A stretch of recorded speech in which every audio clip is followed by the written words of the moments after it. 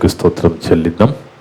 కూడి వచ్చిన సంఘస్థులకు, ఆన్లైన్ ద్వారా యూట్యూబ్ ద్వారా వింటున్న దేవుళ్ళందరూ కూడా యేసుక్రీస్తు నామమున వందనాలు. దేవుని బిడ్డలారా, దేవుని మహాకృపను బట్టి మనమంతా ఈ యొక్క ఆదివారపు సంఘ కూడుకలో కూడుకొని మరి ఒక గొప్ప సంగతిని పరిశుద్ధ గ్రంథముల నుండి నేర్చుకుని ఆలోచించి ధన్యత దయచేస్తున్న తండ్రికి యేసుక్రీస్తు ద్వారా కృతజ్ఞతాస్తుతులు చెల్లిద్దాం. ఆమేన్.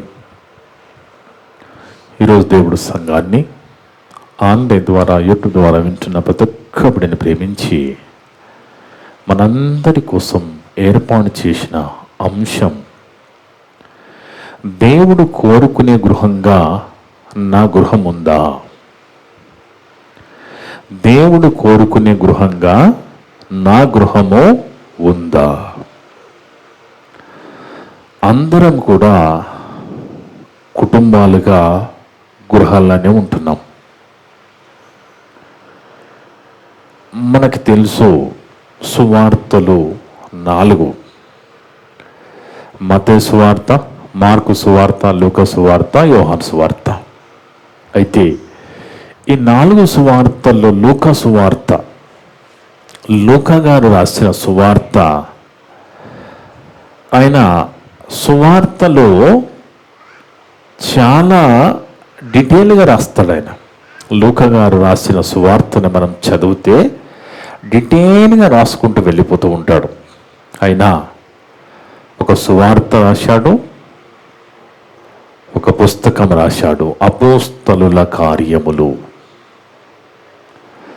వాస్తవానికి అపోస్తలుల కార్యములు లేకపోతే, ఒకవేళ ఆయన రాయకపోతే మనకి చరిత్ర, సంఘ చరిత్ర అనేది చాలా కష్టమైపోయేది. అందుకే సువార్తలకి పత్రికలకు వారధిగా అపోస్తలుల కార్యాలు మనకు కనబడతాయి. ఆ అపోస్తల కార్యంలో సంఘం ఎలా స్థాపించబడింది, ఆ సంఘ స్థాపన అవన్నీ కూడా డీటెయిల్గా లూకా గారు రాస్తారు. అయితే లూకా గారు రాస్తున్నప్పుడు ఆయన ఏదైనా కానీ చాలా పరిష్కారముగా వివరించి రాస్తాడు, డీటెయిల్గా రాస్తాడు.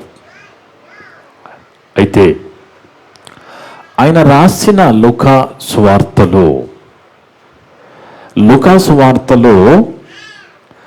ఆయన కుటుంబాల గురించి, గృహాల గురించి, ఇల్లు గురించి ఎక్కువగా రాస్తాడు. లూకా గారు రాస్తున్నప్పుడు ఆయన ఎక్కువగా గృహాల మీద, ఇళ్ళ మీద దృష్టి పెట్టినట్టుగా కనబడుతూ ఉంటుంది.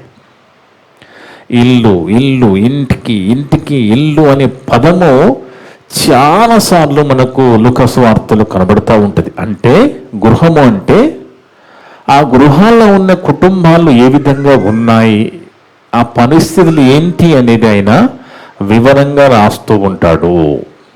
అందుకే ఈరోజు లూకా సువార్తలో లూకా గారి చేత రాయబడిన కొన్ని కుటుంబాల గురించి మనము చూసి, ఆ కుటుంబాలలో మన కుటుంబం ఏ కుటుంబముగా ఉన్నది, ఆ కొన్ని కుటుంబాలు చూద్దాం. మనం ఆ కుటుంబాలు మనం చూసుకున్న తర్వాత లూకా సువార్త 1వ అధ్యాయంలో, లూకా సువార్త 1వ అధ్యాయము 23వ వచనం. లూకా సువార్త 1వ అధ్యాయము 23వ వచనం. అతడు సేవ చేయు దినములు సంపూర్ణమైనప్పుడు తన ఇంటికి వెళ్ళెను. చూడండి, ఇక్కడ మనకు బాగా తెలుసు, జకరియా ఎలిజబెతుల దంపతులు. ఎవరండి వీళ్ళు? ఈ దంపతులు ఎవరు? చాలా వయసు వాళ్ళు కదా. ఎవరు వాళ్ళు? జకరియా ఎలిజబెత్ దంపతులు. ఎవరు వీళ్ళు? బాప్తిస్మ యోహాను తల్లిదండ్రులు. చాలా చిన్న వయసులో పుట్టాడు కదా బాప్తిస్మ యోహాను. వృద్ధాప్యంలో కన్నారు. దేవాలయంలో జకరియా గారు ఉన్నప్పుడు ఆయనకు దర్శనం వచ్చిన తర్వాత ఆ దర్శనంలో దర్శనంలో చెప్పబడిన తర్వాత రాయబడిన మాటని మనం చదువుకున్నాం. అతడు సేవ చేయి దినములు సంపూర్ణమైనప్పుడు అతడు సేవ చేయ దినంలో సంపూర్ణమైనప్పుడు తన ఇంటికి వెళ్ళెను. తన ఇంటికి వెళ్ళెను. చూడండి, ఇంటికి ఎవరో జకరియా తన ఇంటికి వెళ్ళెను. మనం ప్రార్థన అయిపోగానే మన ఇంటికి వెళ్తాము, అవునా కదా? ఇంటికి వెళ్ళెను. లూకా సువార్త 56వ అధ్యాయం, అదే అధ్యాయం 56వ వచనంలో ఈ ఒక్క అధ్యాయంలోనే 2 గృహాల గురించి రాస్తా ఉన్నాడు లూకా గారు. అంతటా మరియా ఇంచుమించు 3 నెలలు ఆమెతో కూడా ఉండి పిమ్మట తన ఇంటికి తిరిగి వెళ్ళెను. చూడండి, అక్కడ జకరియా గారు తన ఇంటికి వెళ్ళినట్టుగా రాశాడు లూకా గారు. ఇక్కడ మరియ తల్లి తన ఇంటికి, అంటే 1వ అధ్యాయంలోనే 2 గృహాల గురించి, 2 ఇండ్లను గురించి రాసినట్టుగా మనకు అర్థమవుతుంది. అదే లూకా సువార్త 4వ అధ్యాయం 38వ వచనం. లూకా సువార్త 4వ అధ్యాయము 38వ వచనంలో ఆయన సమాజ మందిరం నుండి లేచి సీమోను ఇంటిలోనికి వెళ్ళెను. చూడండి, ఆయన ప్రభువారు సమాజ మందిరం నుండి లేచి సీమోను ఇంటికి వెళ్ళాను. ఇప్పుడు ఎన్ని ఇండ్లు అయిపోయాయండి? ఎన్ని గృహాలు అయిపోయాయి? 3 గృహాలు అయిపోయాయి. ఇంకా చూద్దాం, లూకా సువార్త 7వ అధ్యాయము 3వ వచనం. లూకా సువార్త 7వ అధ్యాయము శతాధిపతి ఇల్లు. ఇక్కడ చూడండి, ఇప్పుడు ఇక్కడ ఇది ఎవరు? ఈ శతాధిపతి ఇల్లు. ఈయన ఎవరు? ఇది ఈ గృహము 4వ గృహము, శతాధిపతి ఇల్లు. లూకా సువార్త 7వ అధ్యాయం 6వ వచనం చదవమ్మా. కావున యేసు వారితో కూడా వెళ్ళి ఆయన ఆ ఇంటి దగ్గరకు వచ్చినప్పుడు శతాధిపతి తన స్నేహితులను చూచి మీరు ఆయన యొద్దకు వెళ్ళి ప్రభువా శ్రమ పుచ్చుకొనవద్దు, నీవు నా ఇంటిలోనికి వచ్చుటకు నేను పాత్రుడను కాను. ఇల్లు ఇది ఎవరిల్లు? ఇది శతాధిపతి ఇల్లు. ఇది ఎన్నో ఇల్లు అండి? ఇది 4వ ఇల్లు. 8వ అధ్యాయము లూకా సువార్త 8వ అధ్యాయము 4 నుంచి 42 వరకు. 40 నుంచి లూకా సువార్త 8వ అధ్యాయం 40 నుండి 42 వరకు. జన సమూహం ఆయన కొరకు ఎదురు చూచుచుండెను. కనుక యేసు తిరిగి వచ్చినప్పుడు వారు ఆయనను చేర్చుకుని అంతటా ఇదిగో సమాజ మందిరపు అధికారి అయిన యాయీరును ఒకడు వచ్చి యేసు పాదముల మీద పడి ఇంచుమించు 12 ఏళ్ల ఎరుగల తన ఒక్కతే కుమార్తె చావ సిద్ధంగా ఉన్నది గనుక తన ఇంటికి రమ్మని, ఎవరింటికి? యాయీరు ఇంటికి రమ్మని ప్రభువాన్ని బతిమలాడుతున్నట్టుగా మనం చూస్తున్నాము. ఇంకా చూద్దాం, ఇంకా కొన్ని ఇళ్ళు చూద్దాం మనము. లూకా సువార్త 10వ అధ్యాయం 38వ వచనం. లూకా సువార్త 10వ అధ్యాయము 38వ వచనంలో అంతటా వారు ప్రయాణమైపోచుండగా ఆయన ఒక గ్రామంలో ప్రవేశించెను. మార్తాన ఒక స్త్రీ యేసును తన ఇంట చేర్చుకొనెను. ఎన్నో ఇల్లు అండి ఇది? ఎన్నో ఇల్లు? 7వ ఇల్లు. మార్తా గారి ఇల్లు 7వ ఇల్లు. ఇంకా కొన్ని చూద్దాం. లూకా సువార్త 19వ అధ్యాయము, లూకా సువార్త 19వ అధ్యాయం 5వ వచనం. మనకు బాగా తెలుసు ఈ ఇల్లు జక్కయ్య ఇల్లు. 19వ అధ్యాయము 5వ వచనం. యేసు ఆ చోటుకి వచ్చినప్పుడు కన్నెత్తి చూచి జక్కయ్య త్వరగా దిగుము, నేడు నేను నీ ఇంట ఉండవలసి ఉన్నదని అతనితో చెప్పగా. ఇది ఎవరిల్లండి? జక్కయ్య ఇల్లు. ఇది ఎన్నో ఇల్లమ్మది? జక్కయ్య ఇల్లు ఎన్నో ఇల్లు? 7వ ఇల్లు కదా.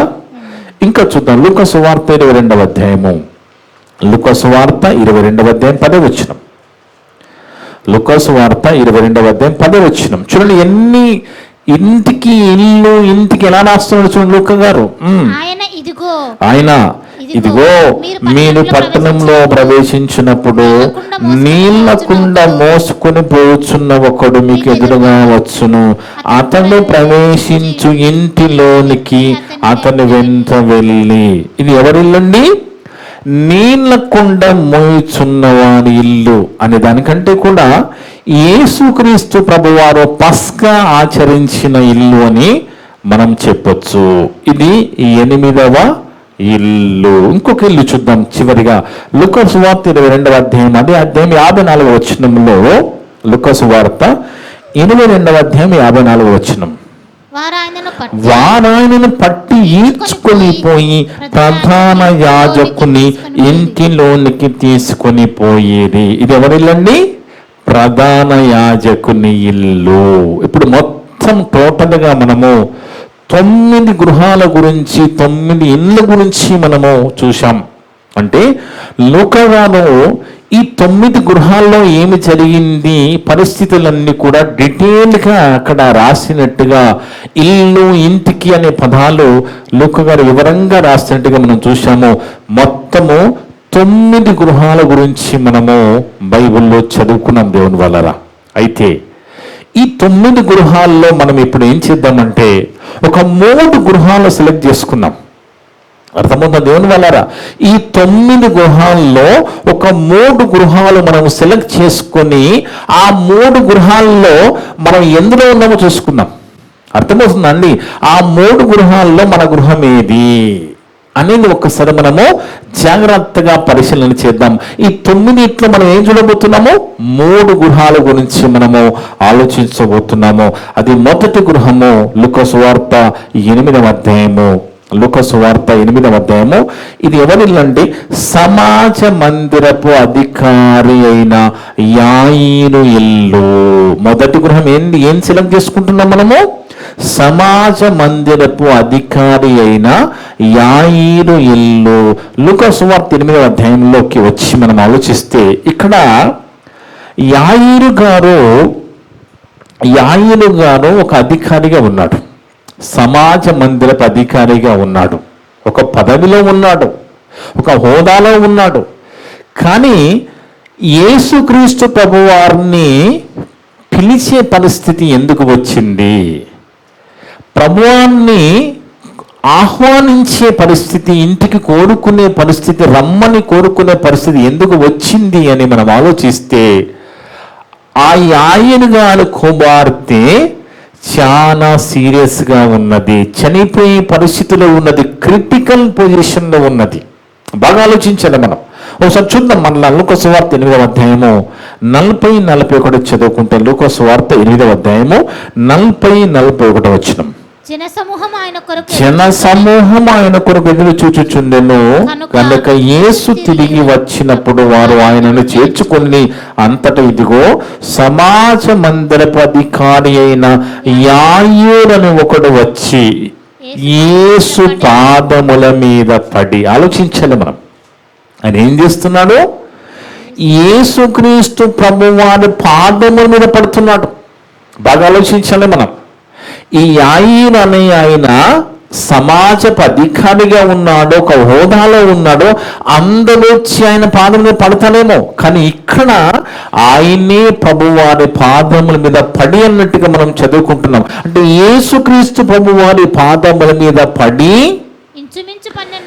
ఇంచుమించు 12 ఈడుగల తన యొక్కతే కుమార్తె. అంటే యాయీరు గారి పరిస్థితి మనం చూసినప్పుడు ఆయన తన ఒకతే కుమార్తె గురించి చాలా చింతపడిపోతున్నాడు. చాలా ఒక బాధ్యత గల తండ్రిగా మనకు కనబడుతూ ఉన్నాడు. ఎందుకంటే దేవుని వల్లరా ఆ కుమార్తె, ఒకతే కుమార్తె, ఆ ఒక్క కుమార్తె చావడానికి సిద్ధంగా ఉన్నది, రోగంలో పడిపోయింది.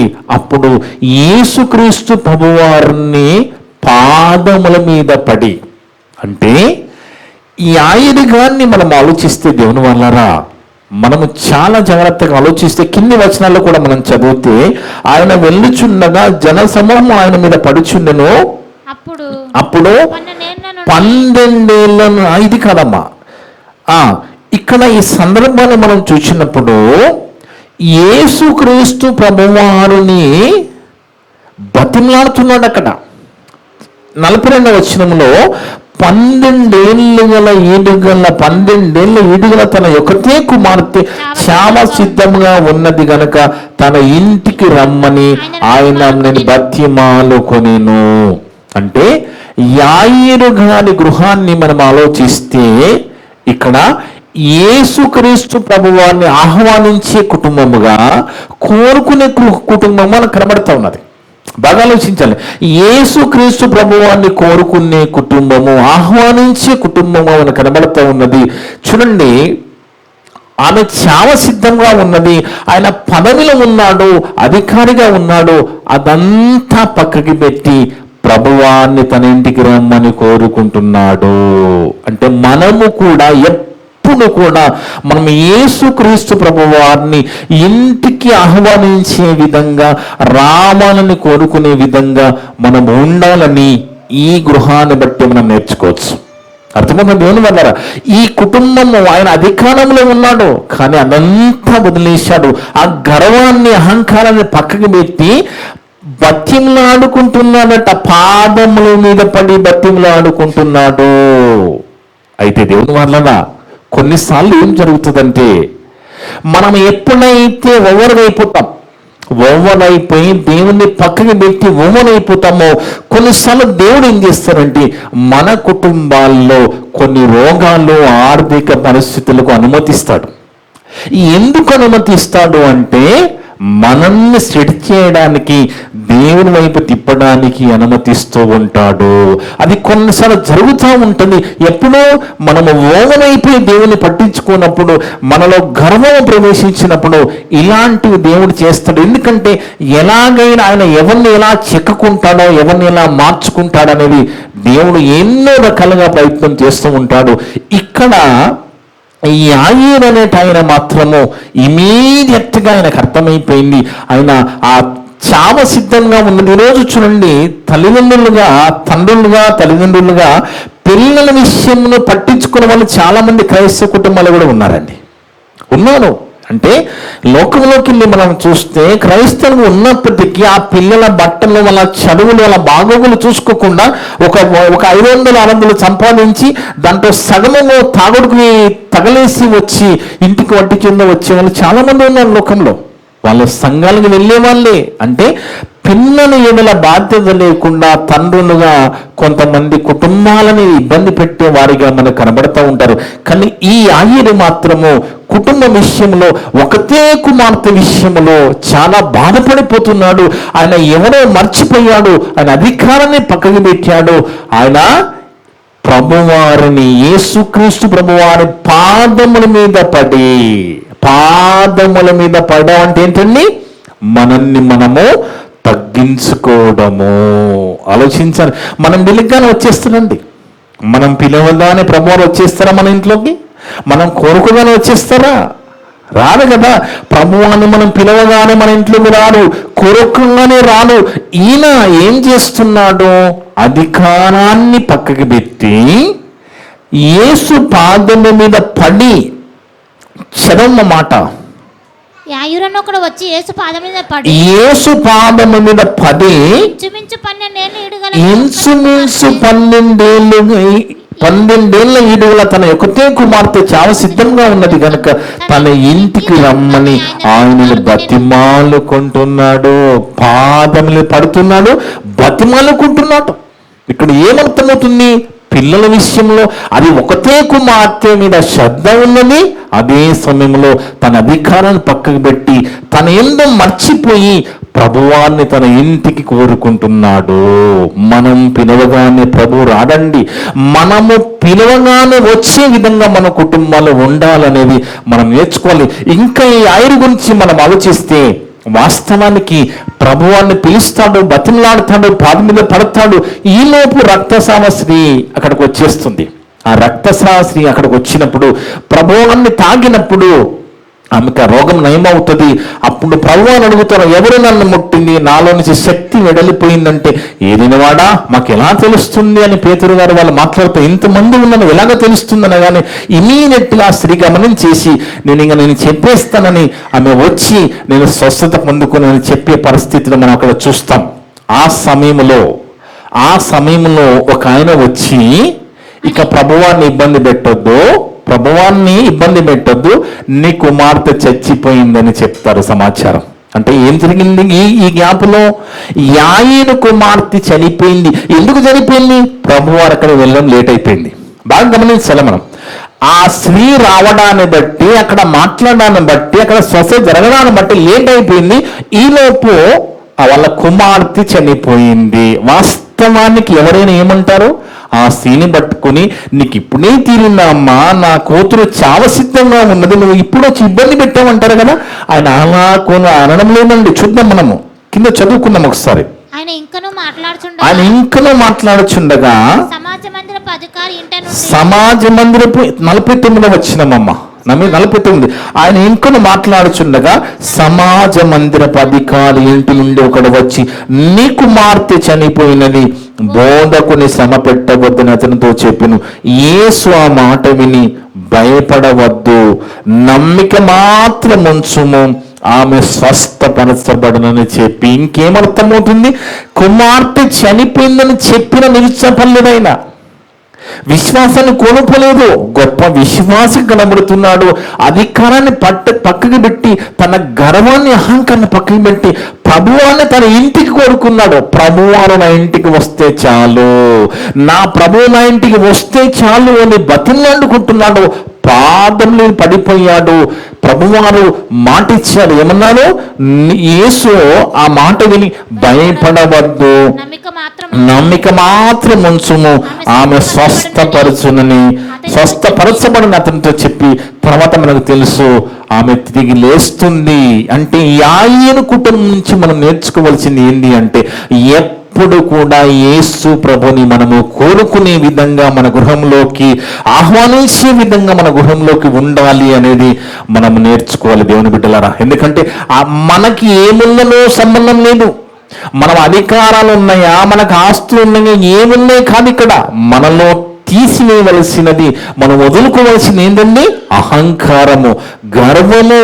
ఇది మనము తీసేసుకుంటేనే మన ప్రభు మన ఇంట్లోకి వస్తాడు. అర్థమవుతుందండి? ఇవన్నీ మనలో నుంచి వెళ్ళిపోతూనే ప్రభువు పిలవగానే వస్తాడు. లేదా నువ్వు పిలిచినంత మాత్రాన రాడు దేవుని మనలారా. అందుకే యాయీరు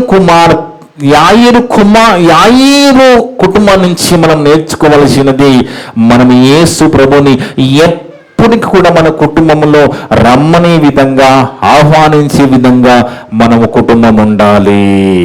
అర్థమవుతుందండి? ఇంకా తర్వాత కుటుంబం మనం చూస్తే దేవుని వల్లరా, అయితే ఒక విషయం మనము ఆలోచించాలి.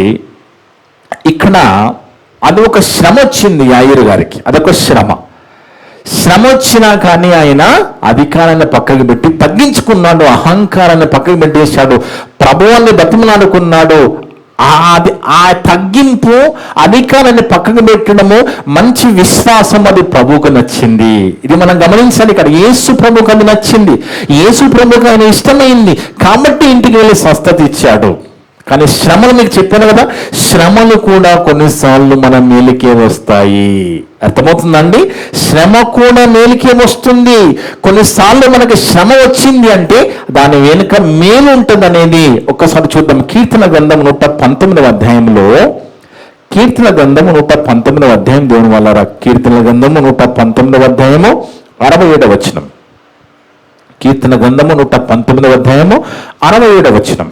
శ్రమ కలగక మునుపు నేను త్రోవ విడిచితిని. చూడండి, శ్రమ రాకపోతే మనము లేదా దేవుని లెక్క చేస్తామా?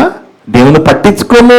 అందుకే ఇక్కడ భక్తులు అంటున్నాడు, శ్రమ కలగక మునుపు నేను త్రోవ విడిచితిని, ఇప్పుడు నీ వాక్యం అనుసరించి నడుచుకొనిచున్నాను. శ్రమ రాగానే సెట్ అయిపోయాడు అనమాట. చూడండి, బాగా గమనించండి. కరోనా టైంలో చాలా మంది సెట్ అయిపోయారండి. కరోనా రావడాన్ని బట్టి కదా, ఆ కరోనా రావడాన్ని బట్టి ఎంతో మంది సెట్ అయిపోయారు. ఎన్నో కుటుంబాలు సెట్ అయిపోయాయి. చాలా మంది కరోనా టైంలో వాక్యం నేర్చుకునే వాళ్ళు కూడా ఉన్నారు.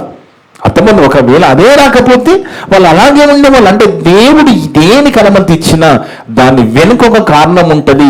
అది మనము గమనించుకోవాలి. మనని సెట్ చేయడానికి దేవుడు ప్రయత్నం చేస్తూ ఉంటాడు.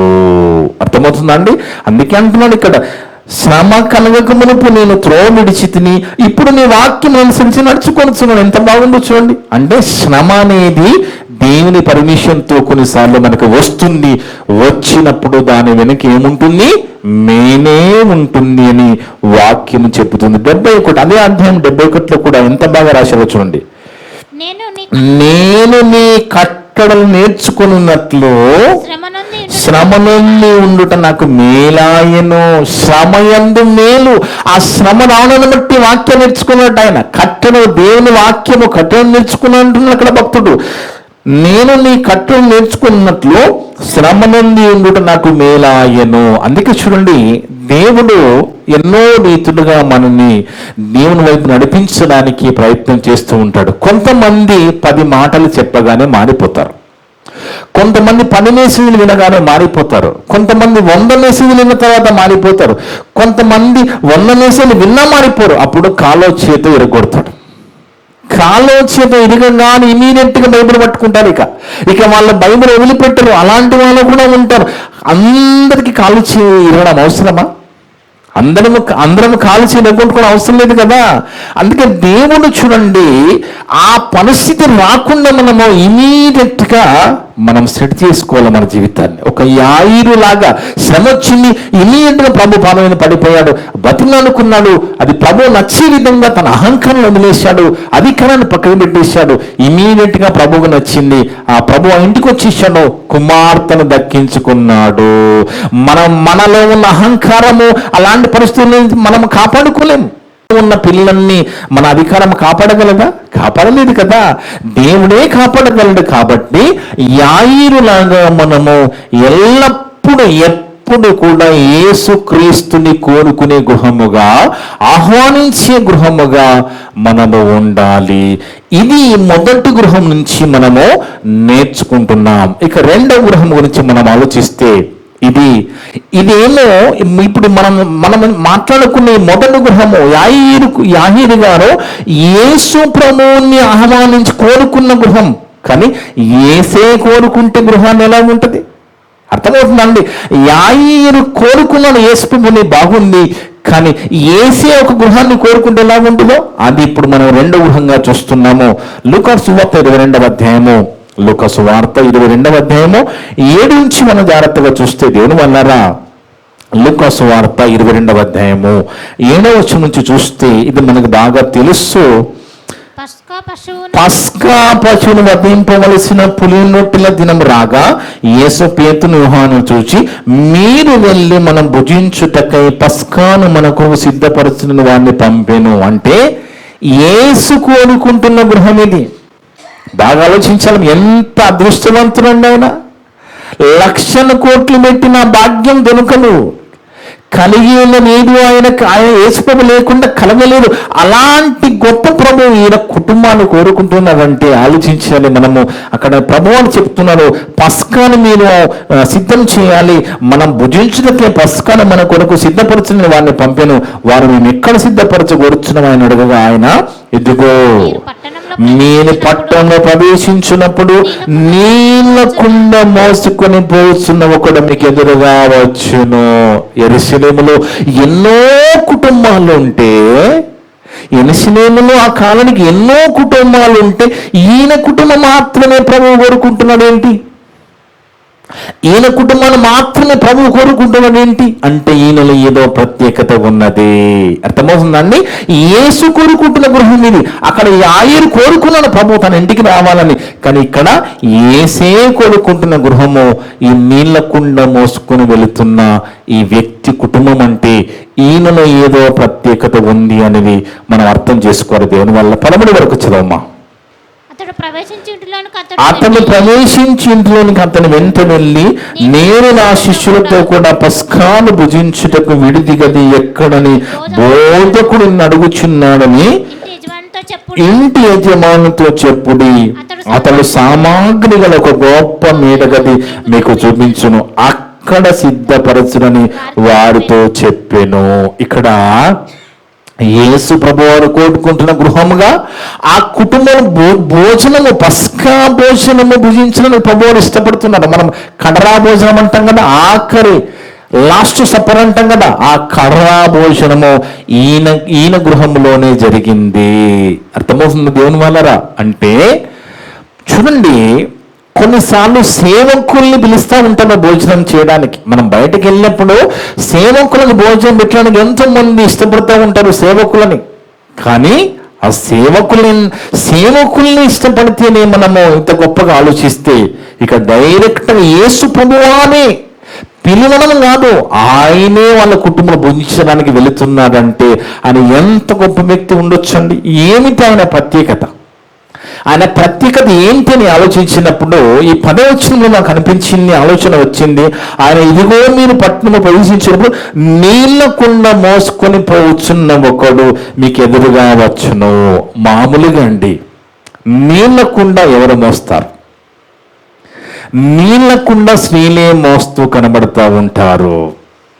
బైబిల్ ఏమన్నా స్త్రీలు మాత్రమే నీళ్ల కుండ మోయాలని చెప్పిందా? చెప్పలేదు కదా. దేవుని వాళ్ళు స్త్రీలు మాత్రమే నీళ్లు కుండ మొయ్యాలి, పురుషులు మొయ్యొద్దు అనేది లోకాచారం. అది లోకాచారం, దేవుడేం చెప్పలేదు.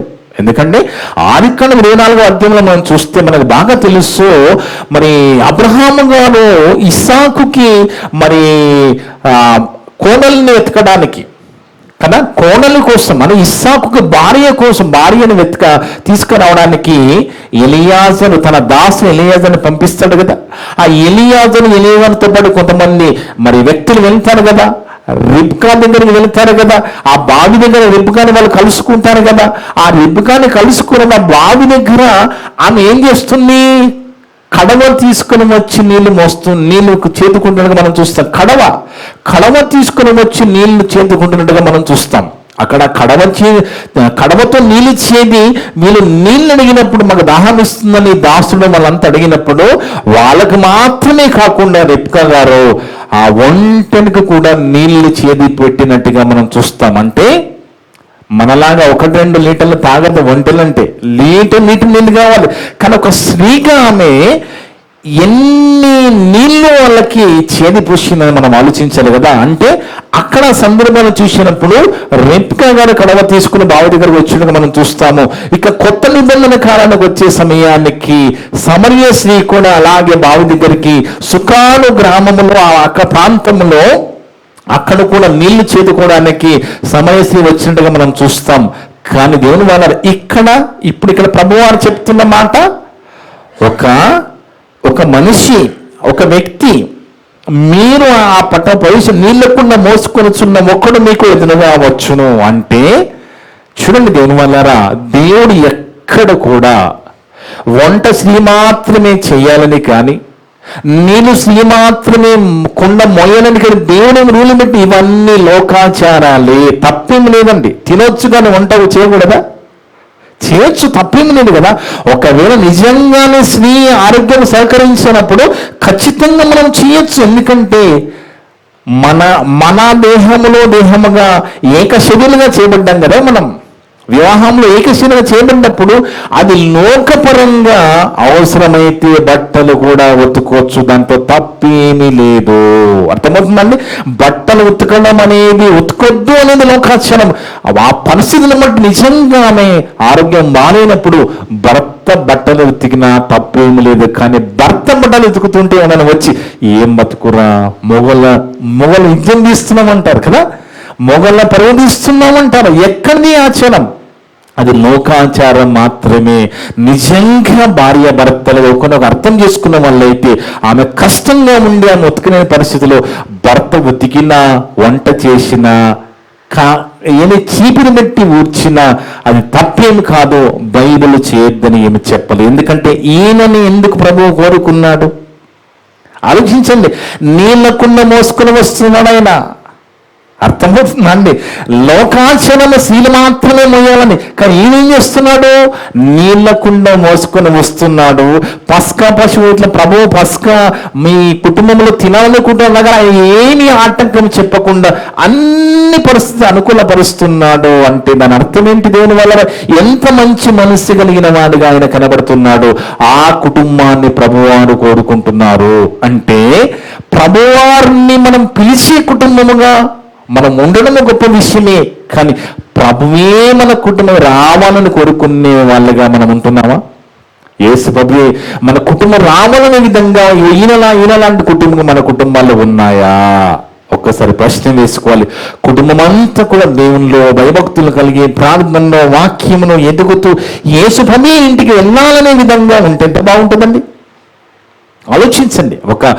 అనుకున్నాం ఒక 200 కుటుంబాల్లో ఇక్కడ ఉంటే ఆ 200 కుటుంబాల్లో ఒక కుటుంబంకే నేను వస్తానంటే ఆ 199 కుటుంబాలు అసూయ పడిపోతాయి కదా. కానీ ప్రభువే కోరుకునే కుటుంబముగా మనం ఉండడం అనేది చాలా చాలా ప్రాముఖ్యము. అర్థమవుతుందండి?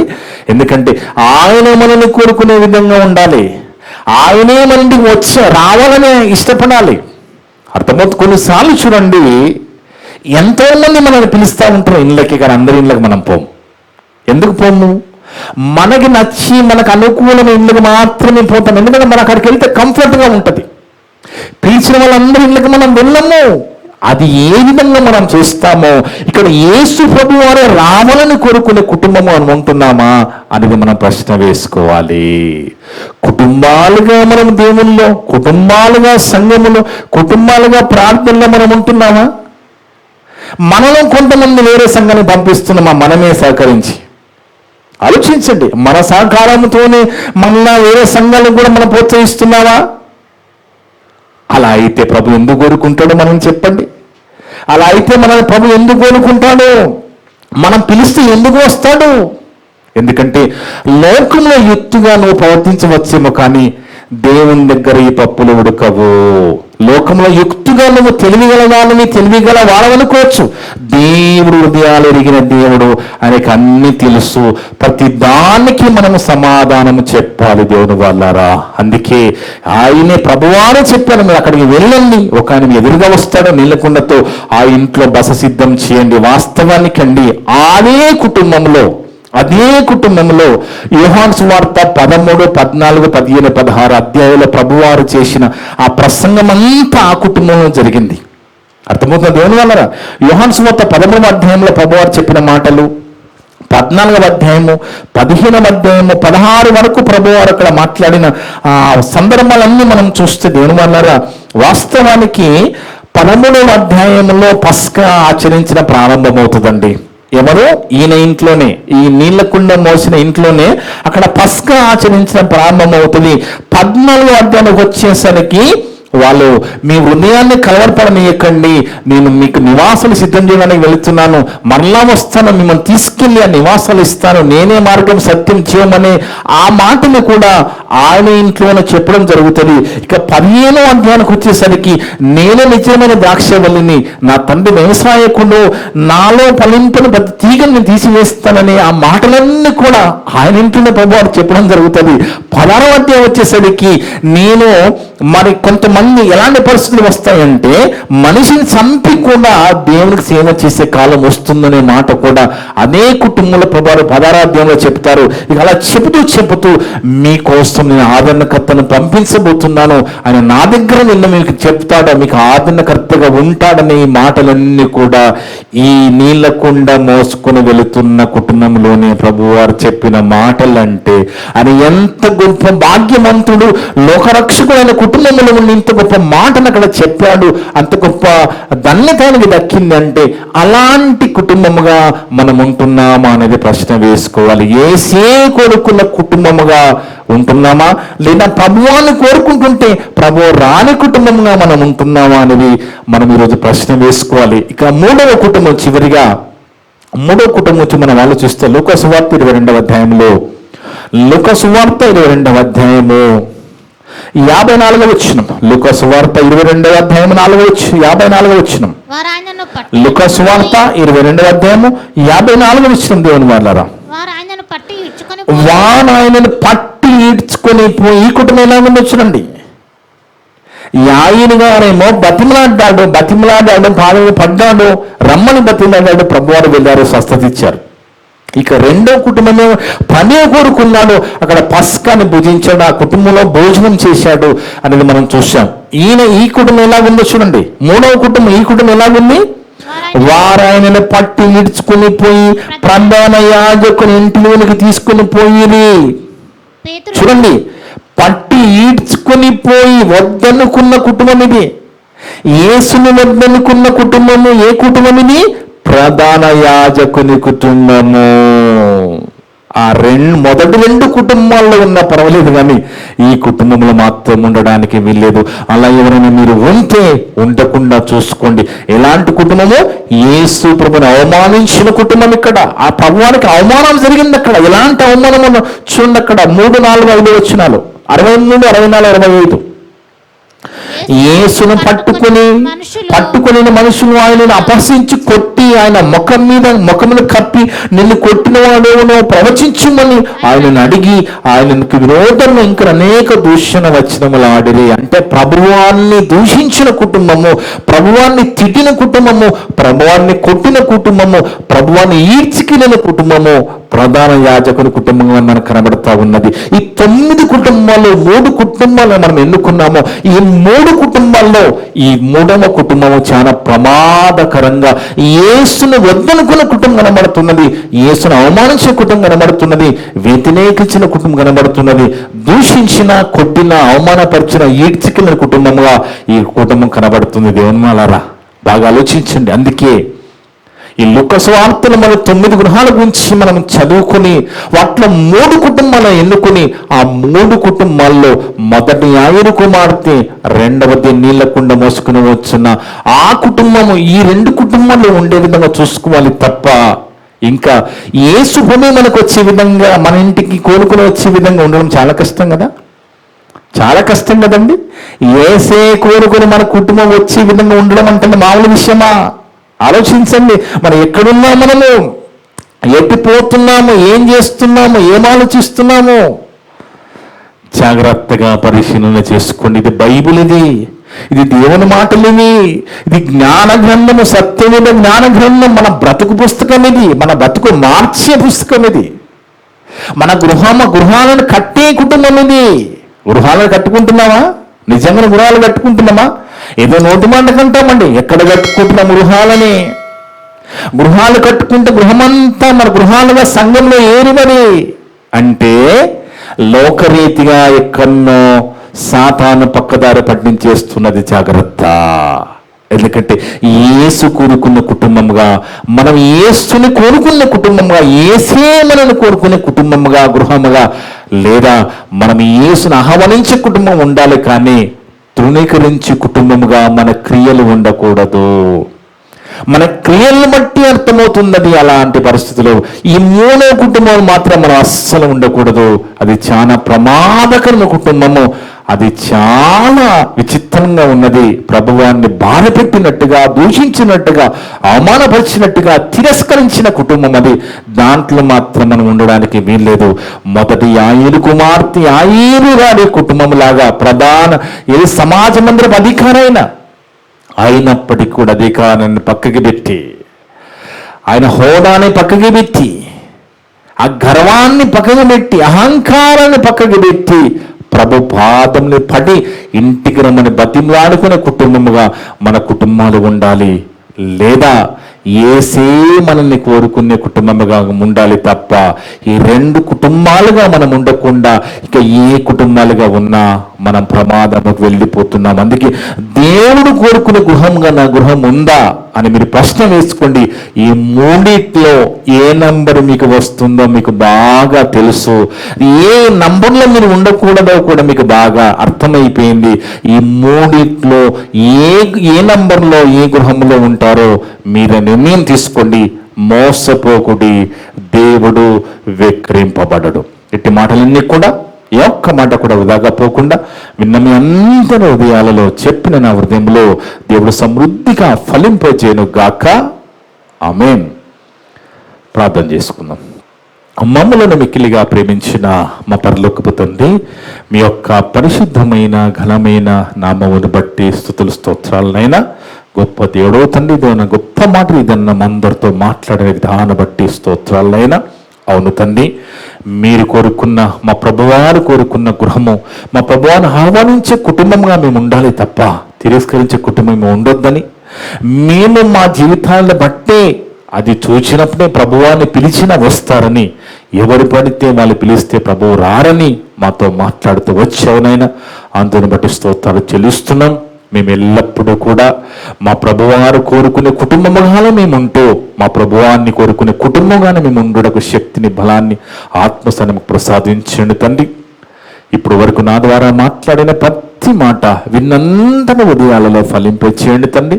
మేమంతా కూడా కేవలం వాక్యము చదివి విని వదిలిపెట్టి మమ్మల్ని మేము మోసపరుచుకోకుండా విన్న మాటల ప్రకారం దీవించిందని దయచేయమని, నా ద్వారా మాట్లాడిన ప్రతి మాట విన్న సంఘస్థులందరూ ఉదయాలలో, ఆన్లైన్ ద్వారా యూట్యూబ్ ద్వారా వినబోతులందరూ ఉదయాలలో ఫలింపచేయమని, సమస్త ఘనత మహిమ ప్రభావాలు మీకే చెల్లిస్తూ, మా ప్రభువును మా రక్షకుడు మీ ప్రియ కుమారుడు అయిన యేసుక్రీస్తు వారి పరిశుద్ధ నామమున అడిగి వేడుకొనుచున్నాము తండ్రి.